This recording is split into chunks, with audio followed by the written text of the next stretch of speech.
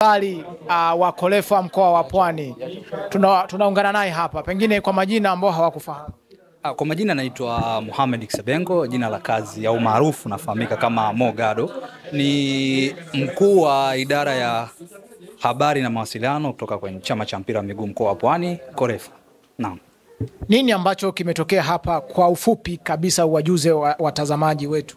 Siku ya leo tuliandaa iftari fupi au iftari ndogo kwa ajili ya wadau mbalimbali wa mchezo wa mpira wa miguu, majirani zetu ndani ya mkoa wa Pwani, lakini pia nje ya mkoa wa Pwani. Tumeita waandishi kutoka maeneo mbalimbali, lakini kuna watu wametoka Mafia, kuna watu wametoka Bagamoyo, kuna watu wametoka Kisarawe, kwa sababu kama mnavyofahamu jiografia ya mkoa wa Pwani kidogo haijakaa vizuri.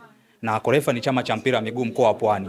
Kwa hiyo inabidi ikave Pwani nzima. Kwa hiyo tunajitahidi kwa hiki kidogo ambacho tunacho, tunajitahidi kufanya mambo ambayo watu wengine wanatamani wawe na mamilioni labda waweze kufanya, lakini sisi Kolefa kitu cha kwanza huwa tunatanguliza utayari. Yaani utayari unatangulia, alafu chochote kitu ndicho kinachofuata. Kwa hiyo kama mlipofika leo umeona watu wamekuja, wamepata iftar, watu wa dini zote mbili, na uzuri Kwaresma na mwezi mtukufu Ramadhani vimekutana ndani ya mwezi mmoja. Kwa hiyo imekuwa ni neema kwetu na tunashukuru. Hii imekuwa ni njema. Kwanza tunaendelea kusisitiza ile kauli mbiu yetu ya Pwani mpira lazima uchezwe. Hiki ndo kitu cha muhimu. Yaani Pwani mpira lazima uchezwe kwa namna yoyote ile. Lakini pia mpira hauwezi, unajua changamoto moja ya wadau wa mpira, ukisema tu mpira uchezwe wanahisi ni ndani ya uwanja peke yake. Ndani ya uwanja yale ni matokeo ya mwisho, lakini huku nje ya uwanja ni vitu gani vinatokea? Kwa kama umeona kuna wadau mbalimbali wamekuja wa mchezo wa mpira wa miguu, viongozi wa kisiasa wamekuja, wanahabari wenzangu na nyinyi mmefika. Kwa hiyo ukichukua hivi vyote ukiviunganisha ndio unapata ile kauli mbiu yetu ya Pwani mpira lazima uchezwe. Ukiwa kama ofisa habari wa Kolefa, labda pengine wajuze wa Tanzania Pwani kinaendelea nini kwa sasa?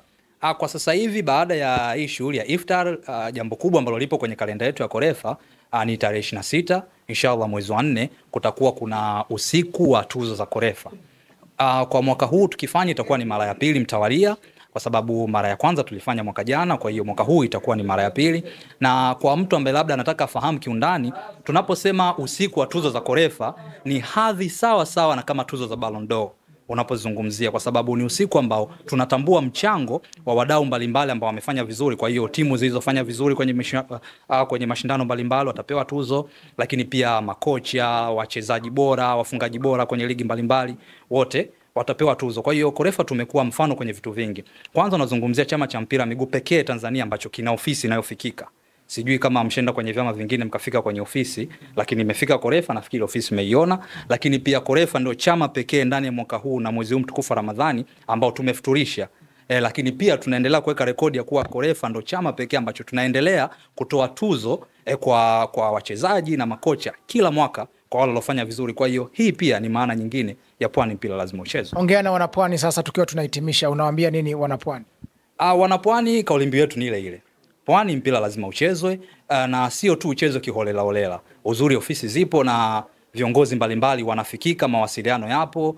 Tuna mitandao yetu ya kijamii ambayo ipo active kabisa. Instagram tunafahamika kama Kolefa_Pwani, the same kwa TikTok. Lakini pia wana Kolefa, niwape habari, kuna Kolefa TV inakuja muda si mrefu, ipo kwenye maandalizi ya mwisho kabisa. Hii pia tunaenda kuboresha idara ya habari na mawasiliano. Nataka nisahau pia, Kolefa ndio chama pekee cha mpira kwa ngazi ya mikoa chenye idara imara ya habari na mawasiliano.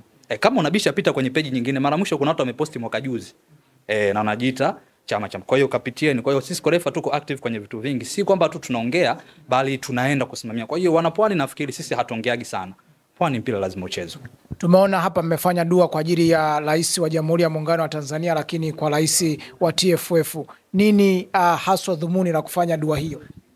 Unajua unapokuwa upo chini ya mtu, jambo la kwanza inabidi uheshimu mamlaka. Dini zote mbili, kwa Wakristo na Waislamu, lazima kwanza, kitu cha kwanza yani uheshimu mamlaka. Sisi ni Watanzania na Watanzania anayetuongoza ni Mheshimiwa Rais Mama Samia Suluhu Hassan. Kwa hiyo tusipomwombea dua yule ambaye anatuongoza, sisi huko chini tutakuwa kwenye hali gani? Maana yake na sisi hali zetu zitakuwa ni mbovu. Kwa hiyo yule wa juu akiwa yuko vizuri, na maana hata huku chini kitakachofika pia kitakuwa ni bora. Lakini pia Kolefa ni mwanachama wa TFF.